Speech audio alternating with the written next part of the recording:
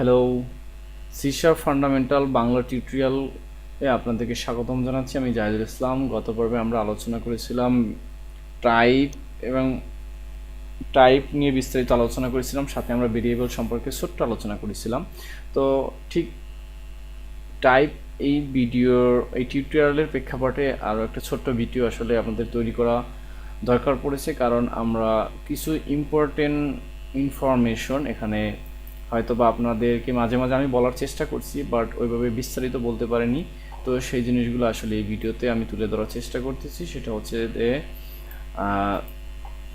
এখানে আমরা যে বিভিন্ন টাইপের নিয়ে আলোচনা করলাম, ইন্টিজার, ডাবল, ফ্লোট, আসলে কোনটার সাইজ কত বা বাই ডিফল্ট এটা কি থাকে আমি মাঝে মাঝে বলার চেষ্টা করি। তারপর আপনার একটু এটা দেখিয়ে দেই যে দেখেন এখানে আমরা ডাটা টাইপ যদি বলে থাকি, এটা আমি একটা বইয়ের থেকে দেখাচ্ছি আপনাদেরকে, যে আমি আর লিখতে গেলাম না। এখানে দেখেন data type S byte, byte, short, U short, তারপরে short, uint, long, U long. এখানে দেখেন ডিফল্ট ভ্যালু, ডিফল্ট মানে এস বাইটের ক্ষেত্রে 0 ডিফল্ট ভ্যালু থাকবে। আমরা যখন কোনো এস বাইট নামে মানে এস বাইট টাইপ দিয়ে কোনো ভেরিয়েবল ডিক্লেয়ার করবো, এটা ডিফল্ট ভ্যালু থাকবে 0। ঠিক প্রত্যেকটা ক্ষেত্রে যখন আমরা কোনো ডিফল্ট ভ্যালু ডিক্লেয়ার করবো, এগুলো ইউইন্টের ক্ষেত্রে ও ইউ, সরি 0 ইউ, লংয়ের ক্ষেত্রে ও এল। এই ইউ ইন্ট সেই কারণে ইউ, এখানে লংয়ের কারণে এল, ইউ লংয়ের কারণে ইউ দেওয়া। আবার ফ্লোটের ক্ষেত্রে এফ, এফ দ্বারা বোঝা যাচ্ছে যে এটা একটা ফ্লোটিং পয়েন্ট নাম্বার। আর ডাবলের ক্ষেত্রে এখানে ডি, যেটা আমরা ডাবল, আর ডেসিমালের ক্ষেত্রে প্রিফিক্স এম, এম ইউজ করা হয়েছে, দ্যাট এটা বলা যায় যে এটা ডেসিমাল টাইপ।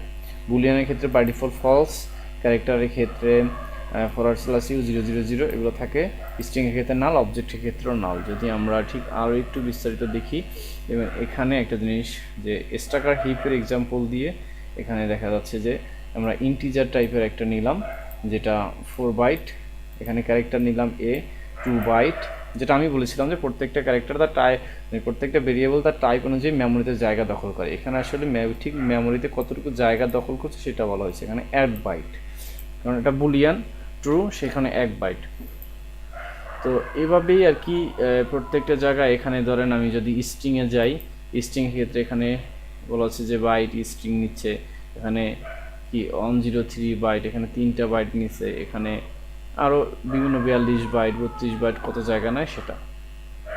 এখানে দেখেন যে লিটারালগুলোর কথা বলছিলাম, প্রিফিক্স, যে ফ্লোটের ক্ষেত্রে এফ, আবার ডাবলের ক্ষেত্রে ডি, ডেসিমালের ক্ষেটে এম। ইটা হচ্ছে এক্সপোনেনশিয়াল, যেমন ম্যাথে যেমন আমরা ইটা ইউজ করি অ্যাজ এক্সপোনেনশিয়াল, মানে 10 বেস।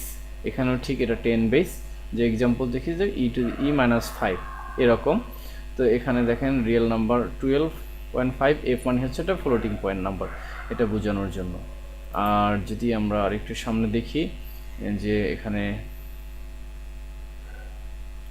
এসকেপিং সিকোয়েন্স মানে কোনো জায়গা, যেমন নিউ লাইন আমরা ইউজ করছিলাম, সেক্ষেত্রে এরকম আরও অনেক কিছু আছে।